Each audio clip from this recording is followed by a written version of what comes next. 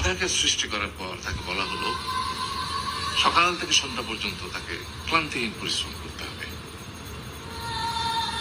সারা জীবন তাকে পিঠে ভারী বোঝা বইতে হবে, খেতে পাবে শুধু ঘাস, আর তার মাথায় কোনো বুদ্ধি থাকবে না।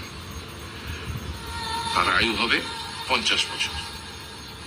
গাধা করজোড়ে সৃষ্টিকর্তাকে বলল, আমি এত বছর বাঁচতে চাই না, আমাকে 20 বছর আয়ু দেওয়া হোক। সৃষ্টিকর্তা সেটাই মঞ্জুর করলেন। কুকুরকে যখন সৃষ্টি করা হলো তখন তাকে বলা হলো যে সে হবে মানুষের সবচেয়ে বন্ধু, কিন্তু সে খাবে মানুষের উচ্ছিষ্ট, এবং তার আয়ু হবে 30 বছর। কুকুর সৃষ্টিকর্তাকে বললো, আমি এত বছর বাঁচতে চাই না, আমাকে 15 বছর আয়ু দেওয়া হোক। সেটাই মঞ্জুর করা হলো। এরপর বানরকে বলা হলো, তুমি শুধু গাছের এ ডাল থেকে ও ডালে ঝুল খাবে এবং নানান রকম ফন্দি বিক্রি করে মানুষকে আনন্দ দিবে, তোমার আয়ু হবে 20 বছর। বানর বলল, আমি 20 বছর বাঁচতে চাই না, আমাকে 10 বছর দেওয়া হোক। সেটাই মঞ্জুর করা হলো। এবার এলো পুরুষ মানুষের পালা। তাকে বলা হলো যে তুমি হলে প্রাণীগুলোর মধ্যে সবচেয়ে বিচক্ষণ এবং বুদ্ধিমান, সেই জন্য তোমাকে প্রাণীদের শিরোমণি করা হলো এবং তোমার আয়ু হবে 20 বছর।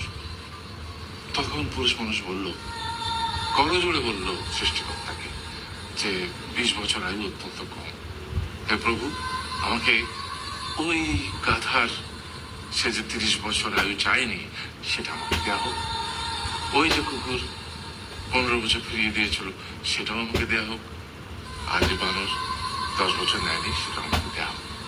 20 বছর অত্যন্ত কম, আমি দীর্ঘদিন বাঁচতে চাই। সৃষ্টিকর্তা সেটাও মঞ্জুর করলেন। তারপর কি হলো?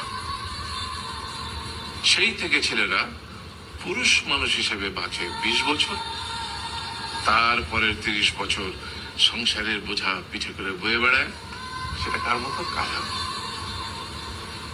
তারপরের 15 বছর সে তার ছেলে মেয়েরা যা দেয় সেই রকম ঠিক কুকুরের মতো উচ্ছিষ্ট খেয়ে বাঁচে।